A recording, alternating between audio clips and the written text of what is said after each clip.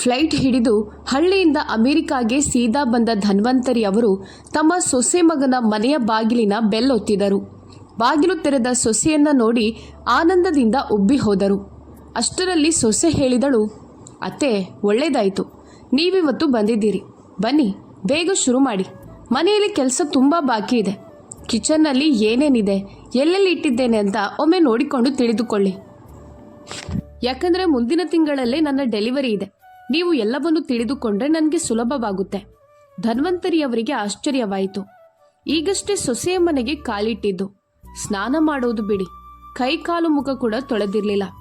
ಆದರೆ ಸೊಸೆ ಕೆಲಸಕ್ಕೆ ತೊಡಗಿಕೊಳ್ಳಿ ಅಂತ ಆದೇಶಿಸುತ್ತಿದ್ದಾಳೆ. ನನ್ನಲ್ಲಿ ಒಂದೇ ಒಂದು ಮಾತು ಕೇಳಲಿಲ್ಲ. ಅತ್ತೆ, ಹೇಗಿದ್ದೀರಾ? ನಿಮ್ಮ ಆರೋಗ್ಯ ಚೆನ್ನಾಗಿದ್ಯಾ? ಒಂದು ಕಪ್ ಚಹಾವನ್ನು ಕೊಡಲಿಲ್ಲ. ನೇರವಾಗಿ ಕೆಲಸಕ್ಕೆ ಹೋಗಿ ಎನ್ನುತ್ತಿದ್ದಾಳೆ. ಹಳ್ಳಿಯಿಂದ ವಿದೇಶಕ್ಕೆ ನನ್ನನ್ನು ಕೆಲಸ ಮಾಡಿಸಲು ಮಾತ್ರ ಕರೆಸಿಕೊಂಡಳೆ. ಎಂಥ ಸೊಸೆ! ಇವಳಿಗೆ ಸ್ವಲ್ಪನೂ ಬುದ್ಧಿ ಇಲ್ವಾ? ಧನ್ವಂತರಿಯವರು ದೇವರ ಹೆಸರನ್ನು ಜಪಿಸಿಕೊಂಡು ಸೊಸೆಗೆ ಏನೂ ಹೇಳದೆ ತಕ್ಷಣ ಕೈಮುಖ ತೊಳೆದು ಕಿಚನ್ಗೆ ಹೋಗಿ ಎಲ್ರಿಗೂ ಅಡುಗೆ ತಯಾರಿಸಿದ್ರು. ಬೇಗ ಬೇಗನೆ ಏನು ಮಾಡಬೇಕೆಂದು ತೋಚದೆ ಪೂರಿ ಮತ್ತು ಆಲೂಬಾಜಿ ಮಾಡಿ ತಂದು ಸೊಸೆಗೆ ಬಡಿಸಿದರು. ಆಗ ಸೊಸೆ ಅದನ್ನು ಅವರ ಮುಂದೆ ಎಸೆದು ಹೇಳಿದಳು, ಅತ್ತೆ, ನಿಮಗೆ ಕಾಮನ್ ಸೆನ್ಸ್ ಇಲ್ವಾ? ಇಷ್ಟು ಎಣ್ಣೆಯ ಫುಡ್ ನಾನು ತಿಂದರೆ ನನ್ನ ಆರೋಗ್ಯ ಮತ್ತು ಗರ್ಭದಲ್ಲಿರುವ ಮಗುವಿನ ಆರೋಗ್ಯ ಏನಾಗ್ಬೋದು? ನಿಮಗೆ ಇಷ್ಟು ಅರ್ಥವಾಗೋದಿಲ್ವಾ? ಅಯ್ಯೋ ಅತ್ತೆ, ನಾನು ಮರೆತೇ ಹೋಗಿದ್ದೆ. ನೀವು ಹಳ್ಳಿಯಿಂದ ಬಂದಿದ್ದೀರಲ್ಲ, ಹಳ್ಳಿಯವರಿಗೆ ಬುದ್ಧಿ ಅನ್ನೋದೇ ಇರಲ್ಲ. ತಿನ್ನುವ ವಿಷಯದಲ್ಲಿ ಮಾತ್ರ ಮುಂದು, ಆರೋಗ್ಯದ ಬಗ್ಗೆ ಗಮನವೇ ಇರಲ್ಲ. ಧನ್ವಂತರಿಯವರು ಹೇಳಿದರು, ಮಗಳೇ, ನೀನು ನನಗೆ ಏನು ಮಾಡಬೇಕು ಅಂತ ಹೇಳಲೇ ಇಲ್ವಲ್ಲ? ಅಷ್ಟರಲ್ಲಿ ಸೊಸೆ ಹೇಳಿದಳು, ಅತ್ತೆ, ಹೋಗಿ ಚೆನ್ನಾಗಿರೋದು ಏನಾದರೂ ಮಾಡಿ ತಂದುಕೊಡಿ. ಅಲ್ಲಿ ಬೇಕಾದ ಎಲ್ಲ ತರಕಾರಿಗಳು ಇವೆ. ಎಲ್ಲವನ್ನು ಸೇರಿಸಿ ಸೂಪ್ ಮಾಡಿ ತಂದುಕೊಡಿ. ನಾನು ಬೆಳಗ್ಗೆ ಸೂಪ್ ಜ್ಯೂಸ್ ಕುಡಿಯುತ್ತೇನೆ. ಮತ್ತು ಈ ಪೂರಿಯನ್ನು ನೀವೇ ತಿನ್ನಿ. ಧನ್ವಂತರಿಯವರು ಕಣ್ಣೀರು ಹಾಕುತ್ತಾ ಆ ಪೂರಿಗಳನ್ನು ಹೆಕ್ಕಲು ಪ್ರಾರಂಭಿಸಿದರು. ಇದನ್ನಿನ್ನು ಎಸಿಬೇಡಿ, ಯಾಕಂದರೆ ಆಹಾರ ವ್ಯರ್ಥವಾದರೆ ಹಣವು ನನ್ನದೇ ಹೋಗೋದು. ನಿಮಗೇನು ವ್ಯತ್ಯಾಸ ಆಗಲ್ಲ. ಧನ್ವಂತರಿಯವರಿಗೆ ಈ ಮನೆಯಲ್ಲಿ ಇನ್ನೂ ಒಂದು ದಿನವೂ ಆಗಿರಲಿಲ್ಲ. ಆದರೆ ಸೊಸೆ ತನ್ನ ನಿಜವಾದ ಸ್ವಭಾವವನ್ನು ತೋರಿಸಲು ಪ್ರಾರಂಭಿಸಿದ್ದಳು. ನಿಧಾನವಾಗಿ ಸಮಯ ತಿರುವು ಪಡೆದುಕೊಂಡಿತು. ಧನ್ವಂತರಿಯವರು ಇದನ್ನೇ ತಮ್ಮ ಹಣೆಬರಹ ಎಂದು ಒಪ್ಪಿಕೊಂಡರು. ಯಾಕಂದರೆ ಅವರಿಗೆ ಅನಿಸಿತು, ನಾನು ಹಳ್ಳಿಯಲ್ಲಿ ಉಳಿದರೂ ಯಾರ ಬಳಿ ಇರಬೇಕು? ನನ್ನ ಪತಿ ನನ್ನನ್ನು ಒಂಟಿಯಾಗಿಟ್ಟು ದೇವರ ಬಳಿಗೆ ಹೋಗಿದ್ದಾರೆ. ಮಗ ಓದಿ ವಿದೇಶದಲ್ಲಿ ಒಳ್ಳೆಯ ಕೆಲಸ ಪಡೆದು ಮದುವೆಯಾಗಿ ಇಲ್ಲೇ ನೆಲೆಸಿದ್ದಾನೆ. ಒಂದು ದಿನ ಧನ್ವಂತರಿಯವರು ಹಾಲ್ನಲ್ಲಿ ಕೂತು ಟಿವಿ ನೋಡುತ್ತಿದ್ದರು. ವಿದೇಶದಲ್ಲಿ ಹೆಚ್ಚು ಭಾರತೀಯ ಚಾನೆಲ್ಗಳು ಬರೋದಿಲ್ಲ. ಆದರೆ ಒಂದು ಭಾರತೀಯ ಚಾನೆಲ್ ಮಾತ್ರ ಬರುತ್ತಿತ್ತು. ಅದನ್ನವರು ತುಂಬ ಇಷ್ಟಪಡುತ್ತಿದ್ದರು. ಅದನ್ನೇ ನೋಡಿ ತಮ್ಮ ಮನಸ್ಸನ್ನು ಸಮಾಧಾನಪಡಿಸಿಕೊಳ್ಳುತ್ತಿದ್ದರು. ಯಾಕಂದರೆ ಮಗ ಸೊಸೆ ತಮ್ಮದೇ ಜೀವನದಲ್ಲಿ ಮಸ್ತಾಗಿದ್ದರು. ಅವರೊಂದಿಗೆ ಮಾತನಾಡುವವರು ಯಾರೂ ಇರಲಿಲ್ಲ. ಅಷ್ಟರಲ್ಲಿ ಸೊಸೆ ಉದ್ದೇಶಪೂರ್ವಕವಾಗಿ ತನ್ನ ಗಂಡ ಆದರ್ಶ್ನ ಎದುರಿನಲ್ಲಿ ಪೊರಕೆ ಹಿಡಿದು ಹಾಲ್ ಸ್ವಚ್ಛ ಮಾಡಲು ಆರಂಭಿಸಿದಳು. ಆಗ ಆದರ್ಶ್ ಹೇಳಿದ, ನೀನೇನು ಮಾಡ್ತಿದ್ಯಾ? ಡಾಕ್ಟರ್ ನಿನಗೆ ವಿಶ್ರಾಂತಿ ತೆಗೆದುಕೊಳ್ಳು ಅಂತ ಎಂದಿದ್ದಾರೆ. ಅದಕ್ಕೆ ನಾನು ಅಮ್ಮನನ್ನು ಊರಿಂದ ಇಲ್ಲಿಗೆ ಕರೆಸಿರೋದು. ನಿನ್ನ ಆರೈಕೆ ಮಾಡಲು ಅಮ್ಮ ಇದ್ದಾರಲ್ವಾ? ನೀನು ಗುಡಿಸೋಕೆಲ್ಲ ಯಾಕೆ ಹೋಗ್ತೀಯಾ? ಸೋಫಾದ ಮೇಲೆ ಕೂತು ಆರಾಮವಾಗಿ ಡ್ರೈ ಫ್ರೂಟ್ಸ್ ತಿನ್ನು. ಅಮ್ಮ, ನೀನು ಕೆಲಸ ತೊಡಗಿಕೋ. ನಿನಗೆ ಕಾಣ್ತಿಲ್ವಾ? ನಿನ್ನ ಸೊಸೆ ತಾಯಿಯಾಗಲಿದ್ದಾಳೆ ಮತ್ತು ನೀನವಳಿಂದ ಕೆಲಸ ಮಾಡಿಸ್ತೀಯಾ? ಅವಳು ಗುಡಿಸೋದಿಲ್ಲ, ನೀನೇ ಗುಡಿಸಬೇಕು. ಧನ್ವಂತರಿಯವರು ತಮ್ಮ ಮಗನ ಮುಖವನ್ನು ನೋಡುತ್ತಾ ಮೌನವಾಗಿದ್ದರು. ಇವನಿಗೆ ಹೆಂಡತಿಯ ನೋವು ಮಾತ್ರ ಕಾಣುತ್ತದೆ. ನಾನು ಸ್ವಲ್ಪ ಹೊತ್ತು ಕೂತಿದ್ದರೆ ಸಹಿಸಿಕೊಳ್ಳಲಾಗುತ್ತಿಲ್ಲ. ಹೆಂಡತಿಯ ಮುಂದೆನೇ ನನ್ನ ಮೇಲೆ ಆಜ್ಞೆ ಹೇಳ್ತಿದ್ದಾನೆ ನಾನು ಗುಡಿಸಬೇಕು ಅಂತ. ಅವರ ಮನಸ್ಸು ನೋವಾಯಿತು. ನಾವು ಕೂಡ ಒಂದು ಕಾಲದಲ್ಲಿ ನಮ್ಮ ಅತ್ತೆ ಮಾವಂದಿರ ಸೇವೆ ಮಾಡಿದ್ದೇವೆ.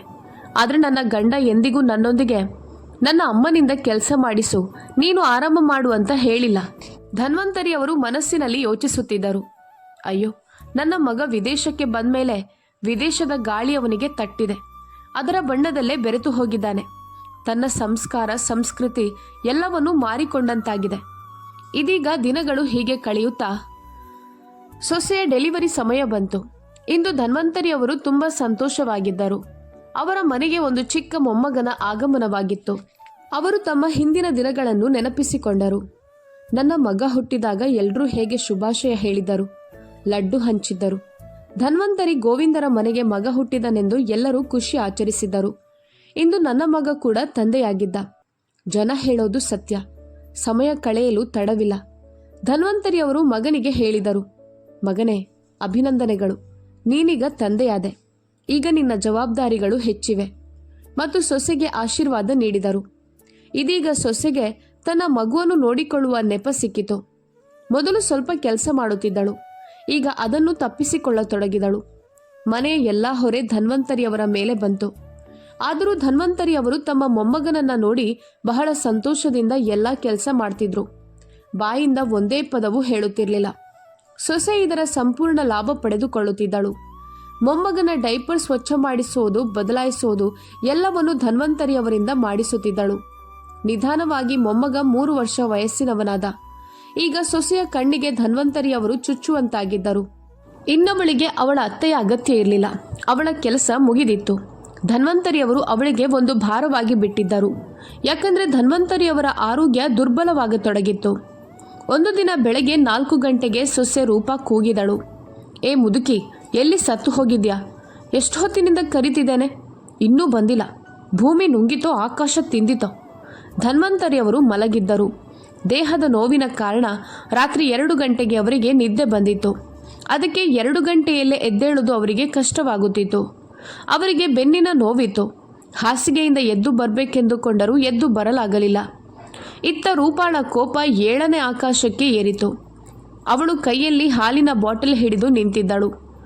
ಅಷ್ಟರಲ್ಲಿ ಧನ್ವಂತರಿಯವರು ಒಳಗೆ ಬಂದರು. ಏನಾಯಿತು ಮಗಳೇ?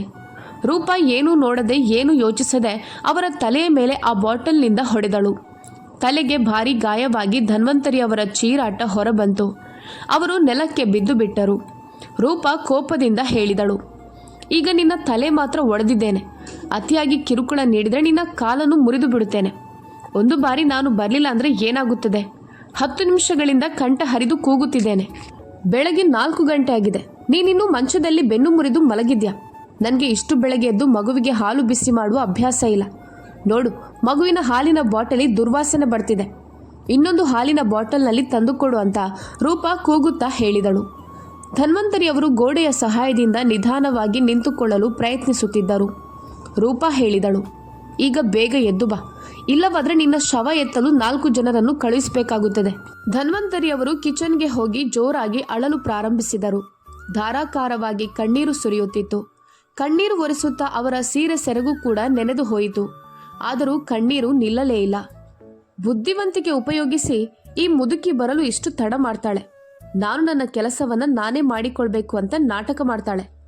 ಎಲ್ಲವೂ ನನಗೆ ಗೊತ್ತಿದೆ ಎಂದು ರೂಪ ತನ್ನಲ್ಲೇ ಹೇಳಿಕೊಳ್ಳುತ್ತಿದ್ದಳು. ಅರೆ ಡಾರ್ಲಿಂಗ್, ಬೆಳಗ್ಗೆ 4 ಗಂಟೆ ಆಗಿದೆ. ಯಾರ ಮೇಲೆ ಕೋಪ ತೋರುತ್ತಿದ್ಯಾ? ನನ್ನ ನಿದ್ದೆಯನ್ನು ಕೆಡಿಸ್ತಿದ್ಯಾ? ನಿಮಗೆ ನಿದ್ರೆಯೇ ಮುಖ್ಯ. ಆದರೆ ಇತ್ತ ನಿಮ್ಮ ಮುದಿ ತಾಯಿ ನನ್ನ ತಲೆನೋವಾಗ್ತಾ ಹೋಗ್ತಿದ್ದಾಳೆ. 10 ಬಾರಿ ಕೂಗಿದ ಮೇಲೆ ಮಾತ್ರ ಒಮ್ಮೆ ಕೇಳ್ತಾಳೆ. ನನ್ನ ಮಗ ಹಸಿವಿನಿಂದ ಅಳುತ್ತಿದೆ. 10 ಬಾರಿ ಹಾಲಿಗೆ ಕೂಗಿದ ಮೇಲೆ ಮಾತ್ರ ಬಂದಿದ್ದಾಳೆ ಎಂದು ರೂಪ ಆದರ್ಶನಿಗೆ ಹೇಳಿದಳು. ಆದರ್ಶ್ ಹೇಳಿದ, ಅಮ್ಮ ವೃದ್ಧಾಪ್ಯದಲ್ಲಿ ಸ್ವಲ್ಪ ಶೈತಾನಿಯಾಗಿದ್ದಾಳೆ. ಈಗ ನನಗೆ ಮಲಗಲು ಬಿಡು, ಬೆಳಗ್ಗೆ ಮಾತನಾಡೋಣ. ಧನ್ವಂತರಿಯವರು ಅಳುತ್ತಾ ಕಿಚನ್ಗೆ ಹೋದರು. ಇತ್ತ ರೂಪ ಮನಸ್ಸಿನಲ್ಲಿ ಯೋಚಿಸಿದಳು, ಇನ್ನು ಈ ಪೀಡೆಯನ್ನು ಇಲ್ಲಿಂದ ತೊಲಗಿಸಬೇಕು. ಈ ಮುದುಕಿ ಈಗ ಯಾವ ಕೆಲಸಕ್ಕೂ ಉಪಯೋಗವಿಲ್ಲ. ಬೆಳಗ್ಗೆ ಚಹಾ ಉಪಹಾರದ ನಂತರ ಆದರ್ಶ್ ಅಮ್ಮನ ಕೊಠಡಿಗೆ ಹೋದ. ಅಮ್ಮನಿಗೆ ಏನಾದರೂ ಹೇಳುವ ಮೊದಲು ಧನ್ವಂತರಿಯವರು ತಾವೇ ಹೇಳಿದರು, ಮಗನೇ, ಈಗ ನಾನು ಯಾವ ಕೆಲಸಕ್ಕೂ ಬಾರದವಳು. ಹೀಗಾಗಿ ನನ್ನನ್ನು ಊರಿಗೆ ಬಿಟ್ಟು ಬಿಡು. ನನ್ನ ಆರೋಗ್ಯವು ಸರಿಯಿಲ್ಲ. ನನ್ನನ್ನು ಡಾಕ್ಟರ್ಗೆ ತೋರಿಸು. ನನ್ನ ಚಿಕಿತ್ಸೆ ಮಾಡಿಸು. ನನ್ನ ಇಡೀ ದೇಹದಲ್ಲಿ ಯಾಕೆ ಸದಾ ನೋವಿರುತ್ತದೆ? ಅಷ್ಟರಲ್ಲಿ ರೂಪ ಹಿಂದೆಯಿಂದ ಬಡಬಡಿಸುತ್ತಾ ಬಂದಳು. ಅತ್ತೆ, ಹಣ ಏನು ಮರದಲ್ಲಿ ಬೆಳೆಯುತ್ತದಾ?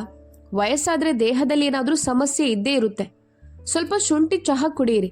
ದೇಹದ ಎಲ್ಲ ನೋವು ಹಾರಿ ಹೋಗುತ್ತದೆ. ಯಾಕೆ ಇಷ್ಟು ಹಣ ವ್ಯರ್ಥ ಮಾಡಬೇಕಾ? ಹಣದ ಮಾತು ಬಂದಾಗ ಆದರ್ಶನು ಬಾಯಿ ತೆರೆದನು. ಅಮ್ಮ, ನಿಮ್ಗೇನನಿಸುತ್ತದೆ? ಭಾರತಕ್ಕೆ ಹೋಗುವ ಟಿಕೆಟ್ ಅಗ್ಗವಾ? ನನಗೆ ನೆಲದೊಳಗೆ ಹೂತಿಟ್ಟ ಖಜಾನೆ ಏನಾದರೂ ಸಿಕ್ಕಿದ್ಯಾ? ಅಯ್ಯೋ, ನಿಮ್ಗಿಂತ ಟಿಕೆಟ್ಗಳೇ ದುಬಾರಿಯಾಗಿವೆ. ಟಿಕೆಟ್ ದರಗಳು ದಿನೇ ದಿನೇ ಹೆಚ್ಚುತ್ತಿವೆ. ನನಗೂ ಹಣ ಬೇಕಾಗುತ್ತದೆ. ನನ್ನ ಅಗತ್ಯಗಳು ಪೂರ್ಣವಾಗೋದಿಲ್ಲ. ಒಂದು ಚಿಕ್ಕ ಮಗು ಇದೆ, ಖರ್ಚು ಹೆಚ್ಚಾಗಿದೆ. ಆದರೆ ನಿಮಗೆ ನಿಮ್ಮದೇ ಚಿಂತೆ. ಮಗ ಮತ್ತು ಸೊಸೆಯ ಇಷ್ಟು ಕಠಿಣ ಮಾತುಗಳನ್ನ ಕೇಳಿ ಧನ್ವಂತರಿಯವರ ಕಣ್ಣುಗಳು ತುಂಬಿ ಬಂದವು. ತಾವು ತುಂಬಾ ಅಸಹಾಯಕರಾಗಿದ್ದಂತೆ ಅನುಭವಿಸಿದರು. ನಾನು ಯಾಕೆ ಭಾರತವನ್ನು ಬಿಟ್ಟು ವಿದೇಶಕ್ಕೆ ಬಂದೆ ಎಂದು ಅವರ ಆತ್ಮವೇ ಅವರನ್ನ ಕೇಳುತ್ತಿತ್ತು. ಅವರಿಗೆ ಅನಿಸಿತು, ಸೊಸೆ ಪರಕೀಯಳು ಸರಿ, ಆದರೆ ಮಗ ನನ್ನದೇ ರಕ್ತ. ಅವನು ನನಗೆ ಹೀಗೆ ಹೇಗೆ ಮಾತನಾಡಬಲ್ಲ? ನನ್ನ ಪ್ರೀತಿ ಮಮತೆ ಎಲ್ಲವನ್ನೂ ಮರೆತನೆ. ಧನ್ವಂತರಿ ಅವರು ಹೇಳಿದರು, ಮಗನೇ, ನಾನು ನಿನ್ನಿಂದ ಯಾವ ಖಜಾನೆಯನ್ನು ಬೇಡಿಕೊಂಡಿದ್ದೇನೆ? ನೀನಿಷ್ಟು ಕೋಪಗೊಳ್ಳಲು ಕಾರಣವೇನು? ಆದರ್ಶ್ ಹೇಳಿದ, ನನ್ನ ಬುದ್ಧಿಗೆ ಕಲ್ಲು ಬಿದ್ದಿತ್ತು. ನಿನ್ನಂಥ ತೊಂದರೆಯನ್ನ ನನ್ನ ತಲೆಯ ಮೇಲೆ ಎತ್ತಿಕೊಂಡು ಬಂದೆ. ಇಷ್ಟು ಕೇಳುತ್ತಿದ್ದಂತೆಯೇ ಧನ್ವಂತರಿ ಅವರ ಹೃದಯ ಕುಸಿದು ಹೋಯಿತು. ಅವರು ಧಮ್ಮನೆ ನೆಲಕ್ಕೆ ಬಿದ್ದರು. ನನ್ನ ಮಗ ನನ್ನನ್ನು ವಿದೇಶಕ್ಕೆ ಕರೆದುಕೊಂಡು ಬಂದ ದಿನವೇ ಶಪಿಸಬೇಕಿತ್ತು ಎಂದು ಆ ದಿನವನ್ನು ಶಪಿಸುತ್ತಿದ್ದರು. ಅವರು ಭೂತಕಾಲದ ನೆನಪುಗಳಲ್ಲಿ ಕಳೆದು ಹೋದರು. ಗೋವಿಂದರವರು ತಮ್ಮ ಕೊನೆಯ ಉಸಿರು ಎಣಿಸುತ್ತಿದ್ದಾಗ ತಮ್ಮ ಮಗನನ್ನು ಕೊನೆಯ ಬಾರಿ ನೋಡಬೇಕೆಂಬ ಆಸೆಯನ್ನು ಮತ್ತೆ ಮತ್ತೆ ವ್ಯಕ್ತಪಡಿಸುತ್ತಿದ್ದರು. ಆದರೆ ಮಗ ತನ್ನದೇ ಲೋಕದಲ್ಲಿ ಮುಳುಗಿದ್ದ. ತಂದೆ ಬದುಕಿದ್ದಾರೋ ಸತ್ತಿದ್ದಾರೋ ಎಂಬ ಚಿಂತೆಯೇ ಇರಲಿಲ್ಲ. ಒಮ್ಮೆ ಸೊಸೆ ಫೋನಿನಲ್ಲಿ ಹೇಳಿದಳು, ಅತ್ತೆ, ಈಗ ಮಾವನನ್ನು ನೋಡಲು ಬಂದ್ರೆ ಮತ್ತೆ ಸತ್ತ ನಂತರವೂ ಬರಬೇಕು. ಅದಕ್ಕಿಂತ ಒಳ್ಳೆಯದು ಮಾವ ದೇವರ ಬಳಿಗೆ ಹೋದ ನಂತರವೇ ಆದರ್ಶ್ ಬರಲಿ. ನಮ್ಮ ಬಳಿ ಅಷ್ಟು ಹಣ ಎಲ್ಲಿಂದ? ಈ ಮಾತುಗಳನ್ನು ಕೇಳಿ ಧನ್ವಂತರಿ ಅವರು ಬೆಚ್ಚಿ ಬಿದ್ದಿದ್ದರು. ಹೀಗೆ ಮುಖಕ್ಕೆ ಹೊಡೆದಂಗೆ ಮಾತನಾಡಬಹುದಾ ಎಂದು ಆಶ್ಚರ್ಯಪಟ್ಟಿದ್ದರು. ಒಂದು ವಾರದ ನಂತರ ಗೋವಿಂದರವರು ಮಗನ ನೆನಪಿನಲ್ಲಿ ಚಡಪಡಿಸುತ್ತಾ ಪರಲೋಕ ಸೇರಿದರು. ಮಗ ಮಾತ್ರ ಒಬ್ಬನೇ ಬಂದಿದ್ದ. ಸೊಸೆ ಫಾರ್ಮಾಲಿಟಿಗೂ ಬಂದಿರಲಿಲ್ಲ. ಮಗ ತಂದೆಯ ಅಂತ್ಯ ಸಂಸ್ಕಾರ ಮುಗಿಸಿ ಮರುದಿನವೇ ಹೋಗಲು ತಯಾರಾದಾಗ ಬಂಧುಗಳು ಹೇಳಿದರು, ಮಗನೇ, ಶ್ರಾದ್ದ ಮುಗಿಯೋವರೆಗೂ ಇದ್ದು ಹೋಗು. ಆದರ್ಶ್ ಹೇಳಿದ, ಈಗ ಆಗ್ಬೇಕಾದದ್ದು ಆಗಿ ಹೋಗಿದೆ. ವಿಧಿಯನ್ನು ಯಾರು ತಡೆಯಲು ಸಾಧ್ಯ? ನಾನು ಉಳಿದರೆ ಅಪ್ಪ ಮರಳಿ ಬರ್ತಾರಾ? ಈ ಕಠಿಣ ಮಾತುಗಳನ್ನು ಕೇಳಿ ಎಲ್ಲ ಬಂಧುಗಳು ಅಚ್ಚರಿಗೊಂಡರು. ತಂದೆಗೆ ಮಗ ಹೀಗೆ ಹೇಗೆ ಹೇಳಬಲ್ಲ ಎಂದು ಎಲ್ಲರೂ ಚಕಿತರಾದರು. ಆದರ್ಶ್ ಮತ್ತೆ ಹೇಳಿದ, ನಿಮ್ಗೆ ಇಲ್ಲಿ ಉಳಿಯುವ ಆಸೆ ಇದ್ರೆ ಉಳಿಯಿರಿ. ನನಗೆ ನನ್ನದೇ ಆದ ಕೆಲಸ, ಬಿಸ್ನೆಸ್ ಇದೆ. ನನಗೆ ಈಗಲೇ ಹೋಗಬೇಕು. ಇಷ್ಟು ಕೇಳಿ ಅನೇಕ ಬಂಧುಗಳು ಹೋದರು. ಅವರ ಹಿಂದೆ ಒಬ್ಬ ಮನೆ ಕೆಲಸದ ಹೆಂಗಸು ಮಾತ್ರ ಉಳಿದಳು. ಆಮೇಲೆ ಧನ್ವಂತರಿಯವರ ಲೋಕವೇ ಖಾಲಿ ಖಾಲಿಯಾಗಿ ಬಿಟ್ಟಿತು. ಸದಾ ಒಂಟಿತನ ಕಾಡುತ್ತಿತ್ತು. ಮತ್ತೆ ಮತ್ತೆ ಗೋವಿಂದರವರ ಮಾತುಗಳು ನೆನಪಾಗುತ್ತಿತ್ತು. ಅವರು ಗೋವಿಂದರವರ ಫೋಟೋ ಎದುರು ಕೂತು ಮಾತನಾಡುತ್ತಿದ್ದರು. ಯಾರೂ ಯಾರ ಜೊತೆಗೂ ಇರೋದಿಲ್ಲ. ನಮ್ಮ ಮಗನು ಈಗ ನಮ್ಮವನಲ್ಲ. ಅವನು ತನ್ನ ಹೆಂಡತಿಯವನಾಗಿ ಬಿಟ್ಟಿದ್ದಾನೆ. ನೀವು ಹೋದ ನಂತರ ಈ ಖಾಲಿ ಮನೆ ನನ್ನನ್ನು ಕಚ್ಚಲು ಬರುತ್ತಿದೆ. ಇಷ್ಟು ಹೇಳುತ್ತಾ ಧನ್ವಂತರಿಯವರು ಸಿಕ್ಕಾಪಟ್ಟೆ ಅತ್ತರು. ಅಷ್ಟರಲ್ಲಿ ಮನೆ ಕೆಲಸದವಳು ನಿಶಾ ಅವರನ್ನು ಸಮಾಧಾನ ಪಡಿಸಿದಳು. ಅಮ್ಮ, ಹೀಗೆ ಮನಸ್ಸು ಕುಗ್ಗಿಸಿಕೊಂಡರೆ ನಿಮ್ಮ ಆರೋಗ್ಯವು ಹಾಳಾಗುತ್ತದೆ. ನಿಶಾ, ಈಗ ಯಾರಿಗಾಗಿ ಬದುಕಬೇಕು ಅಂತ ಧನ್ವಂತರಿಯವರು ಅತ್ತರು. ನಿಶಾ ಹೇಳಿದಳು, ಅಮ್ಮ, ನೀವು ಬಹಳ ಸಮಯದಿಂದ ಏನೂ ತಿನ್ನಲಿಲ್ಲ. ಬನ್ನಿ, ನಾನು ಊಟ ಮಾಡಿ ಕೊಡುತ್ತೇನೆ. ಇಲ್ಲ ನಿಶಾ, ಅನ್ನದ ಒಂದು ಕಣವು ನನ್ನ ಬಾಯಿಗೆ ಹೋಗೋದಿಲ್ಲ ಎಂದು ಧನ್ವಂತರಿಯವರು ಹೇಳಿದರು. ಮತ್ತೆ ನಿಶಾಗೆ ಹೇಳಿದರು, ನಮ್ಮ ಮಗ ಭಾರತದಲ್ಲಿ ಓದಿ ಮುಂದಿನ ವಿದ್ಯಾಭ್ಯಾಸಕ್ಕಾಗಿ ವಿದೇಶಕ್ಕೆ ಹೋದಾಗ ನಾವು ಎಷ್ಟು ಸಂತೋಷವಾಗಿದ್ದೆವು. ಅಲ್ಲಿ ಒಳ್ಳೆಯ ಕೆಲಸ ಪಡೆದು ತನ್ನ ಇಷ್ಟದ ಹುಡುಗಿಯನ್ನ ಮದುವೆಯಾಗಿ ಅಲ್ಲಿ ನೆಲೆಸಿದ. ನಮ್ಮನ್ನು ಕೇಳಲಿಲ್ಲ, ಅನುಮತಿಯೂ ತೆಗೆದುಕೊಳ್ಳಲಿಲ್ಲ. ಆದರೂ ನಾವು ದೊಡ್ಡ ಮನಸ್ಸು ಮಾಡಿ ಅವನನ್ನು ಕ್ಷಮಿಸಿದೆವು. ಅವನ ತಂದೆ ಸತ್ತಾಗ ಮೀಟಿಂಗ್ ಇದೆ, ಕ್ರಿಯಾಕರ್ಮಕ್ಕೆ ಬರಲು ಆಗೋದಿಲ್ಲ ಅಂತ ಎಷ್ಟು ಕಾರಣಗಳನ್ನು ಕೊಟ್ಟ. ನಾನು ತುಂಬ ಪ್ರಯತ್ನಿಸಿದ ನಂತರವೇ ಅವನು ಅಮೆರಿಕಾದಿಂದ ಭಾರತಕ್ಕೆ ಬಂದು ತಂದೆಯ ಅಂತ್ಯ ಸಂಸ್ಕಾರ ಮಾಡಿಸಿದ. ಮಕ್ಕಳು ತಮ್ಮ ತಂದೆ ತಾಯಿಯನ್ನು ಮರೆತು ಬಿಡುವಂಥ ವಿದ್ಯಾಭ್ಯಾಸ ಯಾವ ಉಪಯೋಗಕ್ಕೆ ಎಂದು ಹೇಳುತ್ತಾ ಅಳುತ್ತಲೇ ಧನ್ವಂತರಿ ಅವರ ಕಣ್ಣುಗಳು ಮತ್ತೆ ತುಂಬಿ ಬಂದವು. ಹೀಗೆ ಕೆಲವು ದಿನಗಳು ಕಳೆದವು. ಒಂದು ದಿನ ಧನ್ವಂತರಿ ಅವರು ತಮ್ಮ ಮಗನಿಗೆ ಫೋನ್ ಮಾಡಿದರು. ಮಗನೇ, ನಿನ್ನ ತಂದೆ ಹೋದ ನಂತರ ನಾನಿಲ್ಲಿ ಒಂಟಿಯಾಗಿದ್ದೇನೆ.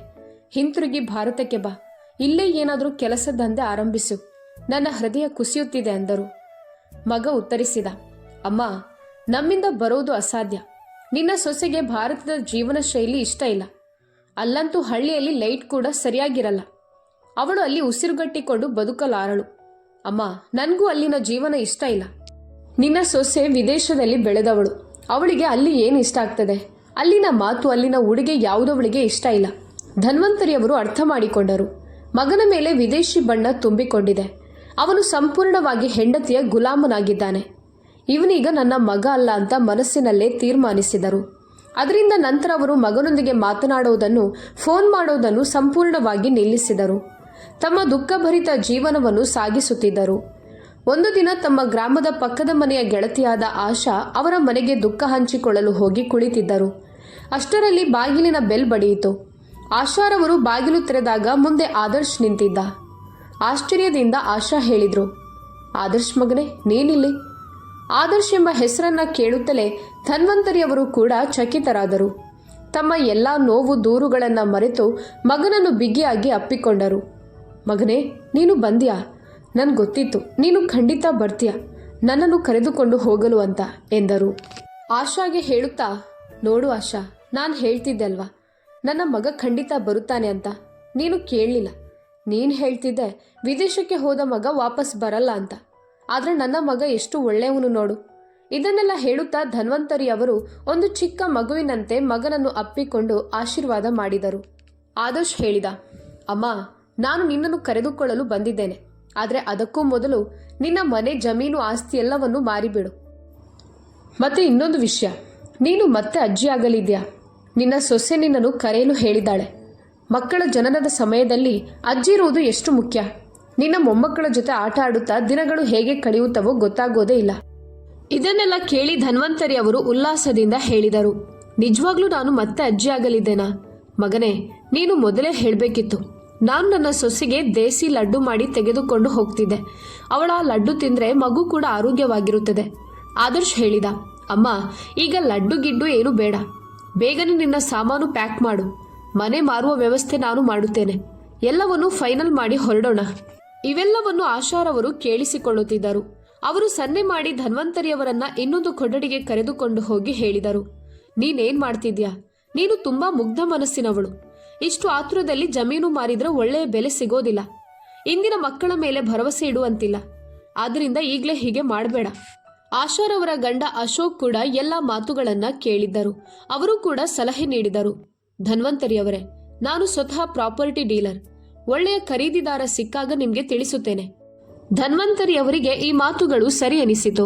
ಅವರು ಕೂಡ ತಮ್ಮ ಮನೆ ಮಾರಲು ಇಷ್ಟಪಡಲಿಲ್ಲ. ಆ ಮನೆಗೆ ಅವರ ಗಂಡನ ನೆನಪುಗಳು ಜೋಡಣೆಯಾಗಿದ್ದವು. ಮನೆ ಬಿಟ್ಟು ಹೋಗಲು ಅವರಿಗೆ ಮನಸ್ಸೇ ಆಗಲಿಲ್ಲ.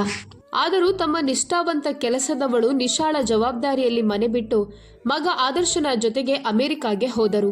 ಮತ್ತು ಇಂದು ಅವರ ಸ್ಥಿತಿ ಹೀಗಾಗಿದೆ. ತಮ್ಮ ಜೀವನದೊಂದಿಗೆ ಅವರು ಒಪ್ಪಂದ ಮಾಡಿಕೊಳ್ಬೇಕಾಯಿತು. ವಿದೇಶದಲ್ಲಿ ತಮ್ಮ ಮಗ ಸೊಸೆಯ ಜೊತೆ ಮನಸ್ಸನ್ನ ಒತ್ತಿ ಹಿಡಿದು ಬದುಕಬೇಕಾಯಿತು. ಹಗಲು ರಾತ್ರಿಯೂ ಸೊಸೆ ಅವರ ಮೇಲೆ ಹಿಂಸೆ ಮಾಡುತ್ತಿದ್ದಳು. ಕೆಲವೊಮ್ಮೆ ಊಟನೂ ಸಿಗುತ್ತಿರಲಿಲ್ಲ. ದಿನಪೂರ್ತಿ ಸೊಸೆಯವರನ್ನ ದೂಷಿಸುತ್ತಲೇ ಇರುತ್ತಿದ್ದಳು. ಇವರು ಕೆಲಸಕ್ಕೆ ಲಾಯಕ್ಕಿಲ್ಲ, ಕೆಲಸದ ಸಹಾಯಕ್ಕೂ ಬರಲ್ಲ, ನಮ್ಮ ಎದೆಯ ಮೇಲೆ ಹೆಸರು ಬೇಳೆ ಅರಿತಿದ್ದಾರೆ. ಆ ಮುದುಕ ಗಂಡ ತಾನೇ ಸತ್ತು ಹೋದ. ಈಗ ಈ ಅಸ್ವಸ್ಥ ಮುದುಕಿಯನ್ನು ನಮ್ಮ ತಲೆಯ ಮೇಲೆ ಹಾಕಿ ಹೋಗಿದ್ದಾನೆ. ನಾನು ಇವರ ಸೇವೆ ಮಾಡಬೇಕಂತೆ. ಕೆಲವು ದಿನಗಳ ನಂತರ ಸೊಸೆ ರೂಪಾ ಹೇಳಿದಳು, ಅತ್ತೆ ಬನ್ನಿ, ನಿಮ್ಮನ್ನು ಡಾಕ್ಟರ್ಗೆ ತೋರಿಸ್ತೇನೆ. ನೀವು ಸ್ವಲ್ಪ ದುರ್ಬಲವಾಗಿ ಕಾಣಿಸ್ತಿದ್ದೀರಿ. ಸೊಸೆಯ ಪ್ರೀತಿಭರಿತ ಮಾತುಗಳನ್ನು ಕೇಳಿ ಧನ್ವಂತರಿಯವರಿಗೆ ಸ್ವಲ್ಪ ವಿಚಿತ್ರವಾಗನಿಸಿತು. ಆದರೂ ಹೋಗೋದು ಅವರಿಗೆ ಅನಿವಾರ್ಯವಾಗಿತ್ತು. ಅವರು ಅವಳ ಜೊತೆ ಕಾರಿನಲ್ಲಿ ಕುಳಿತರು. ಮಗನೂ ಜೊತೆಗೆ ಬಂದನು. ಅತ್ತೆ, ಈಗ 12 ಗಂಟೆ. ಡಾಕ್ಟರ್ ಬರುವ ಸಮಯ 1 ಗಂಟೆ. ನಮ್ಮ ಬಳಿ 1 ಗಂಟೆ ಸಮಯ ಇದೆ. ಅದುವರೆಗೆ ಜ್ಯೂಸ್ ಕುಡಿಯೋಣ. ಈ ಜ್ಯೂಸ್ ಕುಡೀರಿ ಅತ್ತೆ, ನಿಮಗೆ ಸ್ವಲ್ಪ ಶಕ್ತಿ ಬರುತ್ತದೆ ಎಂದು ರೂಪಾ ಹೇಳಿದಳು. ಸೊಸೆಯ ಈ ವರ್ತನೆ ಧನ್ವಂತರಿಯವರಿಗೆ ಸ್ವಲ್ಪ ಸಂಶಯ ಹುಟ್ಟಿಸಿತು. ಜ್ಯೂಸ್ ಕುಡಿದ ತಕ್ಷಣ ಧನ್ವಂತರಿಯವರು ಪ್ರಜ್ಞೆ ಕಳೆದುಕೊಂಡರು. ಆಗ ರೂಪಾ ಮತ್ತು ಆದರ್ಶ್ ಅವರನ್ನು ಕಾರಿನಿಂದ ನಿಧಾನವಾಗಿ ಇಳಿಸಿ ಒಂದು ಪಾರ್ಕ್ನಲ್ಲಿ ಬಿಟ್ಟು ಹೋದರು. ಪಾರ್ಕ್ನ ಒಂದು ಬೆಂಚ್ ಮೇಲೆ ಅವರು ಪ್ರಜ್ಞಾಹೀನವಾಗಿ ಬಿದ್ದಿದ್ದರು. ಅಷ್ಟರಲ್ಲಿ ಅಲ್ಲಿ ಒಬ್ಬ ಸೆಕ್ಯೂರಿಟಿ ಬಂದನು. Oh madam, it is evening, it's time to close the garden ಎಂದು ಅವನು ಜೋರಾಗಿ ಕೂಗಿದನು. ಅವನು ಜೋರಾಗಿ ಕರೆದಾಗ ಧನ್ವಂತರಿ ಅವರು ಎದ್ದರು. ಆದರೆ ಅವನು ಇಂಗ್ಲಿಷ್ನಲ್ಲಿ ಮಾತನಾಡಿದ್ದರಿಂದ ಅವರಿಗೆ ಅರ್ಥವಾಗಲಿಲ್ಲ. ಧನ್ವಂತರಿ ಅವರು ಅಷ್ಟಾಗಿ ಓದಿರಲಿಲ್ಲ. ಸುತ್ತಮುತ್ತ ತಮ್ಮ ಮಗ ಸೊಸೆಯನ್ನು ಕಾಣದೆ ಅವರು ಅಳಲು ಆರಂಭಿಸಿದರು. ರೂಪಾ, ಆದರ್ಶ ಎಂದು ಪಾರ್ಕ್ ತುಂಬ ಓಡಾಡಿದರು. ಆದರೆ ರೂಪಾ ಎಲ್ಲೂ ಕಾಣಿಸಲಿಲ್ಲ. ಅವರು ಯೋಚಿಸಿದ್ರು, ನಾನು ಕಾರಿನಲ್ಲಿ ಕುಳಿತು ಜ್ಯೂಸ್ ಕುಡಿಯುತ್ತಿದ್ದೆ, ಹಾಗಾದ್ರೆ ನಾನು ಇಲ್ಲಿ ಹೇಗೆ ಬಂದೆ? ಧನ್ವಂತರಿ ಅವರಿಗೆ ಇಂಗ್ಲಿಷ್ ಭಾಷೆಯ ಜ್ಞಾನವೇ ಇರಲಿಲ್ಲ. ತಮ್ಮ ದುಃಖವನ್ನು ಯಾರ ಜೊತೆ ಹೇಳಿಕೊಳ್ಬೇಕು? ಜನರು ಅವರು ಅಳುತ್ತಿರುವುದನ್ನ ನೋಡುತ್ತಿದ್ದರು. ಆದರೆ ಯಾರಾದರೂ ನಿಲ್ಲಿಸಿ ಅರ್ಥ ಮಾಡಿಕೊಳ್ಳಲು ಪ್ರಯತ್ನಿಸಿದ್ರೂ ಅವರಿಗೆ ಕನ್ನಡ ಅರ್ಥವಾಗುತ್ತಿರಲಿಲ್ಲ. ಧನ್ವಂತರಿ ಅವರ ಬಳಿ ಹಣವೂ ಇರಲಿಲ್ಲ. ಯಾರಾದರೂ ಮೊಬೈಲ್ ತೆಗೆದುಕೊಂಡು ಮಗನಿಗೆ ಫೋನ್ ಮಾಡಬೇಕಾದ್ರೂ ಹೇಗೆ ಮಾಡೋದು? ಮಗನ ಫೋನ್ ನಂಬರ್ ಕೂಡ ಅವರಿಗೆ ನೆನಪಿರಲಿಲ್ಲ. ತಮ್ಮ ಜೀವನದಲ್ಲಿ ಇಂತಹ ದಿನ ಬರುತ್ತದೆ ಅಂತ ಅವರು ಕನಸಲ್ಲೂ ಯೋಚಿಸಿರಲಿಲ್ಲ. ಈಗ ಅವರಿಗೆ ಸೊಸೆಯ ಎಲ್ಲ ಕುತಂತ್ರಗಳು ಅರ್ಥವಾಗಿದ್ದವು. ಇಂದು ಬೆಳಗ್ಗೆಯಿಂದಲೇ ಸೊಸೆ ನನ್ನೊಡನೆ ಇಷ್ಟು ಸಿಹಿಯಾಗಿ ಮಾತನಾಡುತ್ತಿದ್ದಳು. ನನಗೆ ಆಗ್ಲೇ ಅನುಮಾನ ಬಂದಿತ್ತು. ಆದರೆ ಇಷ್ಟು ನೀಚ ಕೆಲಸ ನನ್ನ ಜೊತೆ ಮಾಡುತ್ತಾಳೆ ಅಂತ ನಾನು ನಿರೀಕ್ಷಿಸಿರಲಿಲ್ಲ ಎಂದು ಮನಸ್ಸಿಗೆ ತುಂಬಾ ನೋವಾಯಿತು. ಅವರು ಅಳುತ್ತಾ ಪಾರ್ಕ್ನಿಂದ ಹೊರಬಂದರು. ರಾತ್ರಿ ಆಗುತ್ತಿತ್ತು. ದಾರಿಯಲ್ಲಿ ಒಂದು ದೇವಸ್ಥಾನ ಕಾಣಿಸಿತು. ಅವರಿಗೆ ಸ್ವಲ್ಪ ಧೈರ್ಯ ಬಂದಿತು. ಹೇ ಭಗವಂತ, ನನ್ನನ್ನು ಈ ಸಂಕಷ್ಟದಿಂದ ಹೊರತೆಗೆ. ಈಗ ನಾನು ಎಲ್ಲಿಗೆ ಹೋಗಲಿ, ಏನು ಮಾಡಲಿ, ನನಗೆ ಏನು ಅರ್ಥವಾಗುತ್ತಿಲ್ಲ ಅಂತ ಪ್ರಾರ್ಥಿಸಿದರು. ದೇವಾಲಯದಿಂದ ವೇಗವಾಗಿ ಮುಂದೆ ನಡೆಯತೊಡಗಿದರು. ರಾತ್ರಿ ಕತ್ತಲೆಯಲ್ಲಿ ಎದುರಿನಿಂದ ಬರುತ್ತಿದ್ದ ಕಾರು ಅವರಿಗೆ ಸರಿಯಾಗಿ ಕಾಣಿಸಲಿಲ್ಲ. ಅವರು ಆ ಕಾರಿನ ಮುಂದೆ ಬಿದ್ದು ಪ್ರಜ್ಞೆ ಕಳೆದುಕೊಂಡರು. ಡ್ರೈವರ್ ತಕ್ಷಣ ಬ್ರೇಕ್ ಹಾಕಿದನು. ಇಲ್ಲದಿದ್ರೆ ದೊಡ್ಡ ಅನಾಹುತವಾಗುತ್ತಿತ್ತು. ಒಬ್ಬ ಒಳ್ಳೆಯ ವ್ಯಕ್ತಿ ಕಾರಿನಿಂದ ಇಳಿದು ನೋಡಿದಾಗ ತನ್ನ ಕಾರಿನ ಮುಂದೆ ಒಂದು ವೃದ್ಧ ಮಹಿಳೆ ಪ್ರಜ್ಞಾಹೀನವಾಗಿ ಬಿದ್ದಿದ್ದರು. ಆತ ಅವರನ್ನು ಕಾರಿನಲ್ಲಿ ತನ್ನ ಮನೆಗೆ ಕರೆದುಕೊಂಡು ಹೋದನು. ಅವರಿಗೆ ಎಚ್ಚರ ಬಂದ ನಂತರ ನೀರು ಆಹಾರ ನೀಡಿದನು. ಮತ್ತೆ ಕೇಳಿದನು, ಅಮ್ಮ, what are you doing at night on the road? Dhanvantari ಅವರು ಏನೂ ಉತ್ತರಿಸಲಿಲ್ಲ. ಆಗ ಆ ವ್ಯಕ್ತಿಗೆ ಅರ್ಥವಾಯಿತು ಅಮ್ಮವರಿಗೆ ಇಂಗ್ಲಿಷ್ ಅರ್ಥವಾಗೋದಿಲ್ಲ ಅಂತ. ಆಗ ಅವನು ತುಂಡು ತುಂಡು ಕನ್ನಡದಲ್ಲಿ ಕೇಳಿದನು, ಅಮ್ಮ, ನೀವು ರಾತ್ರಿ ರಸ್ತೆಯಲ್ಲಿ ಏನ್ ಮಾಡ್ತಿದ್ರಿ? ನಿಮ್ಮ ಹೆಸರೇನು? ಧನ್ವಂತರಿ ಅವರು ಹೇಳಿದರು, ನನ್ನ ಹೆಸರು ಧನ್ವಂತರಿ. ಅವನು ಹೇಳಿದ, ನನ್ನ ಹೆಸರು ಮಾರ್ಕ್.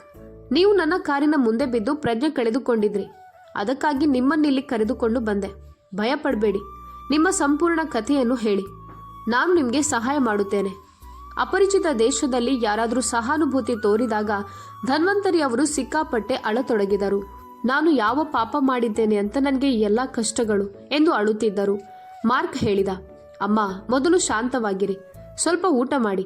ನೀವು ತುಂಬಾ ದುರ್ಬಲವಾಗಿ ಕಾಣಿಸ್ತಿದ್ದೀರಿ. ಊಟವಾದ ನಂತರ ಮಾರ್ಕ್ ಅವರ ಸ್ಥಿತಿಯ ಕಾರಣ ಕೇಳಿದನು. ಧನ್ವಂತರಿ ಅವರು ಇನ್ನೂ ಅಳುತ್ತಲೇ ಇದ್ದರು. ಮಾರ್ಕ್ ಅವರಿಗೆ ಧೈರ್ಯ ನೀಡಿದನು. ಅವರು ಅಳುತ್ತಲೇ ತಮ್ಮ ಸಂಪೂರ್ಣ ಕಥೆಯನ್ನು ಮಾರ್ಕ್ಗೆ ಹೇಳಿದರು. ಮಾರ್ಕ್ ಆ ಕಥೆ ಕೇಳುತ್ತಿದ್ದಂತೆ ಅವನ ಕಣ್ಣುಗಳು ತುಂಬಿ ಬಂದವು. ಮಗ ಸೊಸೆ ಇಷ್ಟು ಘನಂದಾರಿ ಕೆಲಸ ಮಾಡಬಹುದಾ ಎಂದು ಅವನ ಮನಸ್ಸು ನೋವಾಯಿತು. ಅವನು ಕೋಪದಿಂದ ಹೇಳಿದ, ಧಿಕ್ಕಾರ ಇಂಥ ಮಗ ಸೊಸೆಗೆ. ಅವನು ಒಳಗಿನಿಂದಲೇ ಕುಸಿದು ಹೋದ. ತಕ್ಷಣವೇ ಪೊಲೀಸರಿಗೆ ಮಾಹಿತಿ ನೀಡಿದನು. ಪೊಲೀಸರು ಮಾರ್ಕ್ ಮನೆಗೆ ಬಂದರು. ಪೊಲೀಸ್ ಹೇಳಿದರು, ಅಮ್ಮ, ಟೆನ್ಷನ್ ತೆಗೆದುಕೊಳ್ಬೇಡಿ. ಇಂಥ ಪ್ರಕರಣಗಳು ನಮ್ಮ ಬಳಿ ಸಾಮಾನ್ಯ. ಜನರು ತಮ್ಮ ತಾಯಿಯನ್ನು ವಿದೇಶಕ್ಕೆ ಕರೆತರುತ್ತಾರೆ, ಅವರಿಂದ ಕೆಲಸ ಮಾಡಿಸ್ತಾರೆ. ತಾಯಿ ಅಸ್ವಸ್ಥವಾದಾಗ, ದೇಹ ದುರ್ಬಲವಾದಾಗ, ಔಷಧಿ ಖರ್ಚು ಹೆಚ್ಚಾದಾಗ ಅವರನ್ನು ರಸ್ತೆ ಮೇಲೆ ಬಿಟ್ಟು ಹೋಗ್ತಾರೆ, ಮನೆ ಹೊರಗೆ ಎಸೆದು ಬಿಡ್ತಾರೆ. ಪೊಲೀಸರ ಮಾತು ಕೇಳಿ ಧನ್ವಂತರಿ ಅವರು ಬೆಚ್ಚಿ ಬಿದ್ದರು. ಒಳಗಿನಿಂದ ಸಂಪೂರ್ಣವಾಗಿ ಮುರಿದು ಹೋದರು. ಮರುದಿನ ಪೊಲೀಸರು ಧನ್ವಂತರಿ ಅವರನ್ನ ಮಗ ಸೊಸೆ ಬಿಟ್ಟು ಹೋದ ಆ ಅಜ್ಞಾತ ಸ್ಥಳಕ್ಕೆ ಕರೆದುಕೊಂಡು ಹೋದರು. ಮಾರ್ಕ್ ಕೂಡ ಅವರ ಜೊತೆಗೆ ಹೋಗಿದ್ದನು. ಪೊಲೀಸರು ತನಿಖೆ ಆರಂಭಿಸಿದರು. ಆ ರಸ್ತೆಯ ಬಳಿ ಸಿಸಿಟಿವಿ ಕ್ಯಾಮೆರಾ ಇದ್ದದ್ದನ್ನು ಕಂಡರು. ಕ್ಯಾಮೆರಾ ಫೂಟೇಜ್ ತೆರೆದು ನೋಡಿದಾಗ ಸೊಸೆ ರೂಪಾ ಜ್ಯೂಸ್ಗೆ ಯಾವುದೋ ಔಷಧಿ ಬೆರೆಸಿ ಧನ್ವಂತರಿ ಅವರಿಗೆ ಕುಡಿಸುತ್ತಿದ್ದಳು. ಅವರು ಪ್ರಜ್ಞೆ ಕಳೆದುಕೊಂಡ ನಂತರ ಮಗ ಆದರ್ಶ್ ಅವರನ್ನು ಕಾರಿಗೆ ತಳ್ಳಿ ಪಾರ್ಕಿಗೆ ಕರೆದುಕೊಂಡು ಹೋಗಿ ಬಿಟ್ಟು ಹೋಗಿದ್ದಾನೆಂಬುದು ಸ್ಪಷ್ಟವಾಗಿ ಕ್ಯಾಮೆರಾದಲ್ಲಿ ದಾಖಲಾಗಿತ್ತು. ಕ್ಯಾಮೆರಾದಲ್ಲಿ ಆ ದೃಶ್ಯವನ್ನ ನೋಡುತ್ತಿದ್ದಂತೆ ಧನ್ವಂತರಿ ಅವರು ಬೆಚ್ಚಿ ಬಿದ್ದರು. ಮಕ್ಕಳಿಗೆ ಜನ್ಮ ನೀಡುವುದು ಇಂತಹ ದಿನ ನೋಡಲೆಂದ. ಒಂದು ಕಡೆ ನನ್ನ ಮಗ, ಇನ್ನೊಂದು ಕಡೆ ನನ್ನ ಅಣ್ಣ ಅತ್ತೆಯ ಮಕ್ಕಳಿದ್ದಾರೆ. ಆ ಸೊಸೆ ಆಫೀಸ್ ಕೂಡ ನೋಡಿಕೊಳ್ತಾಳೆ. ಮನೆ ಕೆಲಸ, ಮಕ್ಕಳು, ಹಾಸಿಗೆ ಹಿಡಿದ ಅತ್ತೆಯ ಸೇವೆ ಎಲ್ಲವನ್ನೂ ಮಾಡ್ತಾಳೆ. ಯಾವತ್ತೂ ಮುಖ ವಕ್ರ ಮಾಡಿಕೊಳ್ಳೋದಿಲ್ಲ, ಕರ್ತವ್ಯದಿಂದ ಹಿಂದೆ ಸರಿಯೋದಿಲ್ಲ. ಆದರೆ ನನ್ನ ಸೊಸೆ ನನ್ನೊಡನೆ ಸಿಹಿಯಾಗಿ ಮಾತನಾಡೋದಕ್ಕೂ ಅಹಂಕಾರ ತೋರಿಸ್ತಾಳೆ. ನನ್ನದೇ ವಿಧಿಯಲ್ಲಿ ಇಂತಹ ಸಂತಾನ ಬರೆಯಲಾಗಿತ್ತು ಎಂದು ಮನಸ್ಸಿನಲ್ಲಿ ನೋವು ಪಟ್ಟುಕೊಂಡರು. ಆದರೂ ತಮ್ಮನ್ನು ತಾವೇ ಸಮಾಧಾನ ಪಡಿಸಿಕೊಂಡು ಈ ಎಲ್ಲ ನೋವಿನಿಂದ ಹೊರಬರುವ ಪ್ರಯತ್ನ ಮಾಡಿದರು. ಪೊಲೀಸರು ಅವರ ಮಗ ಸೊಸೆಯ ವಿಳಾಸವನ್ನು ಪತ್ತೆ ಹಚ್ಚಿದ್ದರು. ಮಾರ್ಕ್ ಕೂಡ ಮಗನ ವಿಡಿಯೋ ನೋಡಿ ಅಚ್ಚರಿಗೊಂಡನು. ಪೊಲೀಸರು ಮಗನನ್ನು ಹುಡುಕಲು ಸಿದ್ಧರಾಗಿದ್ದರು. ಆದರೆ ಧನ್ವಂತರಿ ಅವರಿಗೆ ಈಗ ಮಗನ ಮುಖವು ನೋಡಲು ಇಷ್ಟವಿರಲಿಲ್ಲ. ಅವನ ಮುಖದ ಮೇಲೆ ಅಸಹ್ಯ ಹುಟ್ಟಿತ್ತು. ಅವರು ಮಗನ ಬಳಿಗೆ ಹೋಗೋದಿಲ್ಲ ಅಂತ ತೀರ್ಮಾನಿಸಿದರು. ಪೊಲೀಸರಿಗೆ ಹೇಳಿದರು, ನನಗೆ ಭಾರತಕ್ಕೆ ಹೋಗಬೇಕು. ಅವರು ತಮ್ಮ ಗೆಳತಿ ಆಶಾ ಅವರ ಮನೆಗೆ ಫೋನ್ ಮಾಡಲು ಪ್ರಯತ್ನಿಸಿದರು. ಆದರೆ ಫೋನ್ ಸಂಪರ್ಕ ಸಾಧ್ಯವಾಗಿರಲಿಲ್ಲ. ಅಂತಿಮವಾಗಿ ಅವರು ಮನಸ್ಸನ್ನು ಗಟ್ಟಿ ಮಾಡಿ ತಮ್ಮ ನಿಷ್ಠಾವಂತ ಕೆಲಸದವಳು ನಿಶಾಳಿಗೆ ಫೋನ್ ಮಾಡಿದರು. ನಿಶಾ ಒಂದೇ ರಿಂಗ್ನಲ್ಲಿ ಫೋನ್ ಎತ್ತಿದಳು. ಹಲೋ ನಿಶಾ ಮಗಳೇ, ಹೇಗಿದ್ಯಾ? ನಾನು ಧನ್ವಂತರಿ ಮಾತನಾಡುತ್ತಿದ್ದೇನೆ. ಅಮ್ಮ, ನೀವು ಹೇಗಿದ್ದೀರಾ? ಇಷ್ಟು ದಿನಗಳ ನಂತರ ಫೋನ್ ಮಾಡಿದ್ದೀರಿ. ಎಷ್ಟು ವರ್ಷ ಆಯಿತು ನಿಮ್ಮನ್ನು ನೋಡಿ. ನಿಮ್ಮ ಆರೋಗ್ಯ ಚೆನ್ನಾಗಿದೆಯಾ? ನಿಶಾಳ ಬಾಯಿಂದ ಇಷ್ಟು ಸಹಾನುಭೂತಿ ಕೇಳುತ್ತಲೇ ಧನ್ವಂತರಿ ಅವರ ಕಣ್ಣುಗಳು ತುಂಬಿ ಬಂದವು. ಕಂಠ ಗಡಗಡನೆ ನಡುಗುತ್ತಾ ತಮ್ಮ ಸಂಪೂರ್ಣ ಕಥೆಯನ್ನು ನಿಶಾಳಿಗೆ ಹೇಳಿಬಿಟ್ಟರು. ನಂತರ ಹೇಳಿದರು, ನಿಶಾ ಮಗಳೇ, ಆಶಾಳಿಂದ ಟಿಕೆಟ್ಗೆ ಬೇಕಾದ ಹಣ ತೆಗೆದುಕೋ. ನಿನ್ನ ಮಗನನ್ನು ಕಳುಹಿಸು. ಅವನ ಜೊತೆಗೆ ನಾನು ಭಾರತಕ್ಕೆ ಬರಬೇಕು. ನಿಶಾ ಹೇಳಿದಳು, ಸರಿ ಅಮ್ಮ, ನೀವು ಚಿಂತೆ ಮಾಡಬೇಡಿ. ನಾನು ನನ್ನ ಮಗನನ್ನು ತಕ್ಷಣ ಕಳುಹಿಸುತ್ತೇನೆ. ಫೋನ್ ಇಟ್ಟು ನಿಶಾ ತುಂಬಾ ಕಳವಳಗೊಂಡಳು. ಮಾಲಕಿಯ ಮಾತುಗಳನ್ನ ಕೇಳಿ ನಿಶಾ ಬೇಸರಗೊಂಡಳು. ಮಗ ಮತ್ತು ಸೊಸೆ ಇಷ್ಟು ಸ್ವಾರ್ಥಿ ಆಗಿರಬಹುದಾ?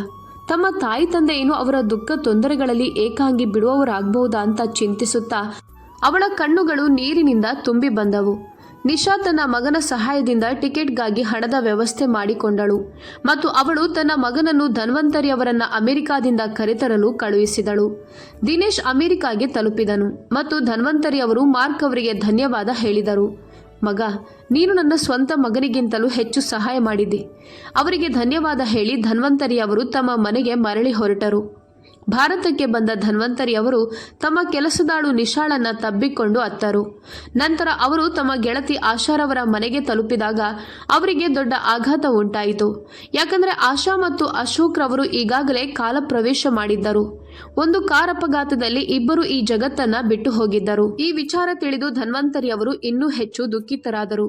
ಆಶಾ ಮತ್ತು ಅಶೋಕ್ ರವರು ಇಬ್ಬರು ಈ ಜಗತ್ತನ್ನ ಬಿಟ್ಟು ಹೋಗಿದ್ದಾರೆ ಎಂದು ತಿಳಿದ ನಂತರ ನಿಶಾ ಸಹಾಯಕ್ಕಾಗಿ ಯಾರನ್ನು ಸಂಪರ್ಕಿಸಿದ್ದಾಳೆ ಎಂದು ಅವರಿಗೆ ಕುತೂಹಲವಾಯಿತು. ಧನ್ವಂತರಿ ಅವರು ನಿಶಾಳನ್ನು ಕೇಳಿದರು. ವಾಪಸ್ ಹೋಗುವ ವೇಳೆ ನಿಶಾ ತಿಳಿಸಿದಳು, ಅಮ್ಮ, ಆ ಸಮಯದಲ್ಲಿ ನೀವು ನನಗೆ ಬಹಳ ಸಹಾಯ ಮಾಡಿದ್ರಿ. ನನ್ನ ಮದ್ಯಪಾನಿ ಪತಿ ನನ್ನನ್ನು ಹೊಡೆದು ಬಡಿದು ಮನೆಯಿಂದ ಹೊರಗೆ ಹಾಕಿದಾಗ ನನ್ನ ಬಳಿ ಒಂದು ಚಿಕ್ಕ ಮಗು ಮಾತ್ರ ಇದ್ದಿದ್ದು. ನೀವು ನನ್ನ ಕೈ ಹಿಡಿಯದೇ ಇರುತ್ತಿದ್ದರೆ ಇಂದು ನನ್ನ ಮಗು ಬದುಕಿರುತ್ತಿರಲಿಲ್ಲ. ನೀವು ನನ್ನ ಮೇಲೆ ಮಾಡಿದ ಅನುಕಂಪಕ್ಕೆ ನಾನು ಯಾವತ್ತೂ ಋಣಿಯಾಗಿರುವೆ. ನನ್ನ ಜೀವವನ್ನು ಕೊಟ್ಟರೂ ಅದು ಕಡಿಮೆ ಆಗುತ್ತದೆ. ನಾನು ನನ್ನ ಮನೆ ಬಾಡಿಗೆಗೆ ಹಾಕಿ ನಿಮ್ಮ ಟಿಕೆಟ್ಗಾಗಿ ಹಣದ ವ್ಯವಸ್ಥೆ ಮಾಡಿದ್ದೇನೆ ಮತ್ತು ಈ ವಿಚಾರದಲ್ಲಿ ನನಗೆ ಸಂತೋಷವಿದೆ. ನಾನು ನನ್ನ ಮಾಲಕಿ ಕೆಲಸಕ್ಕೆ ಸಹಾಯ ಮಾಡಬಲ್ಲೆ. ಧನ್ವಂತರಿ ಅವರು ನಿಶಾ ಅವರನ್ನ ಹೃದಯದಿಂದ ಅಪ್ಪಿಕೊಂಡರು ಮತ್ತು ಅವರ ಕಣ್ಣಿನಿಂದ ಕಣ್ಣೀರು ಹರಿಯಿತು. ನಿಧನವಾಗುವ ಹಂತದಲ್ಲಿ ಧನ್ವಂತರಿ ಅವರು ಬಹಳ ದುರ್ಬಲರಾದರು. ಅವರು ಬಹಳ ದುರ್ಬಲರಾದ್ದರಿಂದ ಬೆಡ್ನಲ್ಲಿ ಮಾತ್ರ ಬಿದ್ದಿದ್ದರು. ಬೆಡ್ ಕೂಡ ಅಶುದ್ಧವಾಗುತ್ತಿತ್ತು. ಆದರೆ ನಿಶಾ ಎಂದಿಗೂ ಅಸಹ್ಯತೆಯನ್ನ ತೋರಿಸದೆ ಅವರ ದಿನಪ್ರತಿ ಸೇವೆ ಮಾಡುತ್ತಿದ್ದಳು. ನಿಶಾರವರ ಸೇವೆಯಿಂದ ಧನ್ವಂತರಿ ಅವರು ತುಂಬಾ ಸಂತೋಷಪಟ್ಟರು. ವೃದ್ಧಾಪ್ಯದ ಅಂತಿಮ ಹಂತದಲ್ಲಿ ಧನ್ವಂತರಿ ಅವರು ವಕೀಲರನ್ನು ತಮ್ಮ ಮನೆಗೆ ಕರೆಸಿಕೊಂಡು ತಮ್ಮ ಭೂ ಸಂಪತ್ತಿನ ವಿಲ್ಪತ್ರ ಮಾಡಿಸಿದರು. ನಂತರ ಅವರ ಪ್ರಾಣ ಶರೀರದಿಂದ ಹೊರಟು ಹೋಯಿತು. ಅವರ ಮಗನಿಗೆ ಕೂಡ ಈ ಸುದ್ದಿ ತಲುಪಿತು. ಧನ್ವಂತರಿ ಅವರು ಈಗ ಈ ಜಗತ್ತಿನಲ್ಲಿ ಇಲ್ಲ. ಆದರ್ಶ್ ಈ ಸುದ್ದಿಯನ್ನ ಕೇಳಿ ಓಡಿ ಹೋಗಿ, ಮುದುಕಿ ಹೊರಟು ಹೋಗಿದ್ದಾಳೆ, ಅವಳ ಪ್ರಾಪರ್ಟಿ ನಮಗೆ ಸಿಗುತ್ತದೆ ಅಂತ ಹೆಂಡತಿಗೆ ಹೇಳಿದ. ಕಂಪನಿಯಿಂದ ಅವನನ್ನು ಹೊರಹಾಕಲಾಗಿತ್ತು. ಆದರ್ಶ್ ಮತ್ತು ರೂಪಾಗೆ ಈಗ ಒಂದು ಹೊತ್ತಿನ ಊಟಕ್ಕೂ ಪರದಾಡುವ ಸ್ಥಿತಿ ನಿರ್ಮಾಣವಾಗಿತ್ತು. ತಾಯಿಯ ವಿಲ್ ಸಿಕ್ಕಿದರೆ ಮತ್ತೆ ತಮ್ಮ ಮನೆ ಪರಿವಾರವನ್ನ ಕಟ್ಟಿಕೊಂಡು ಬದುಕನ್ನ ಮುಂದುವರಿಸಬಹುದು ಎಂಬ ಯೋಚನೆ ಅವರಲ್ಲಿತ್ತು. ಇದೀಗ ಘಟನೆ ಸಂಪೂರ್ಣವಾಗಿ ಬೇರೆಯಾಗಿತ್ತು. ಧನ್ವಂತರಿ ಅವರ ಚಿತೆಯು ಸುಟ್ಟು ಮುಗಿಯುವ ಮೊದಲು ವಕೀಲರು ವಿಲ್ ಓದುವುದನ್ನು ಆರಂಭಿಸಿದರು ಮತ್ತು ಹೇಳಿದರು, ನಾನು ಧನ್ವಂತರಿ. ನನ್ನ ಪ್ರಜ್ಞೆ ಹೋಗುವ ಮುಂಚೆ ನನ್ನ ಮನೆ, ನನ್ನ ಸಂಪತ್ತು ಎಲ್ಲವನ್ನೂ ನಿಶಾ ಹೆಸರಿಗೆ ಮಾಡುತ್ತೇನೆ. ನನ್ನ ಎಲ್ಲ ಭೂಭಾಗ, ಹೊಲ, ನನ್ನ ಬಳಿ ಇರುವ ಎಲ್ಲವೂ ನಿಶಾ ಅವರಿಗೆ ಸಿಗಲಿ. ನನ್ನ ಮಗನಿಗೆ ನನ್ನ ಅಂತ್ಯಕ್ರಿಯೆ ಮಾಡುವ ಹಕ್ಕನ್ನು ನೀಡೋದಿಲ್ಲ. ಎಲ್ಲದಕ್ಕೂ ನಿಶಾ ಮಗಳೇ ಯೋಗ್ಯಳು. ತಾಯಿಯ ವಿಲ್ ಕೇಳಿದ ಮೇಲೆ ಮಗ ಸೊಸೆ ಬಹಳ ಅಚ್ಚರಿಗೊಂಡರು. ಯಾಕಂದ್ರೆ ಮಾರ್ಕ್ ಬೇರೆ ಯಾರೂ ಅಲ್ಲ, ಅವರ ಕಂಪನಿಯ ಬಾಸ್. ಸಿಸಿ ಕ್ಯಾಮೆರಾದಲ್ಲಿ ಮಾರ್ಕ್ ಆದರ್ಶ್ನನ್ನು ಕಂಡಿದ್ದಾಗ ಅವರು ತಮ್ಮ ಉದ್ಯೋಗಿಯನ್ನು ಗುರುತಿಸಿ ಕಚೇರಿ ತಲುಪುತ್ತಿದ್ದ ತಕ್ಷಣ ತನ್ನ ಕಂಪನಿಯಿಂದ ಹೊರಹಾಕಿದರು. ಇದೀಗ ಆದರ್ಶ್ ಎರಡೂ ದಿಕ್ಕಿನಿಂದ ಕಷ್ಟದಲ್ಲಿದ್ದನು.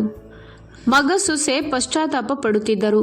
ಕ್ರೂರಿಗಳಂತೆ ತಾಯಿಯೊಂದಿಗೆ ವರ್ತನೆ ಮಾಡದಿದ್ದರೆ ಇಂದು ಅವರ ಕೈಗೆ ಭೂ ಸಂಪತ್ತು ಸಿಗುತ್ತಿತ್ತು. ಹೀಗಾಗಿ ಧನ್ವಂತರಿ ಅವರು ತಮ್ಮ ಮಗ ಸೊಸೆಯೊಂದಿಗೆ ಮಾಡಿದ ಕೆಲಸ ಸರಿನಾ ಅಥವಾ ತಪ್ಪ? ನಿಮ್ಮ ಅಭಿಪ್ರಾಯವನ್ನ ಕಮೆಂಟ್ನಲ್ಲಿ ತಿಳಿಸಿ. ಈ ಕತೆ ನಿಮಗೆ ಇಷ್ಟವಾದರೆ ಚಾನೆಲ್ಗೆ ಸಬ್ಸ್ಕ್ರೈಬ್ ಮಾಡಿ, ವಿಡಿಯೋ ಲೈಕ್ ಮಾಡೋದನ್ನ ಮರಿಬೇಡಿ. ಮತ್ತೊಂದು ಕಥೆಯೊಂದಿಗೆ ಭೇಟಿಯಾಗುತ್ತೇನೆ. ಧನ್ಯವಾದಗಳು.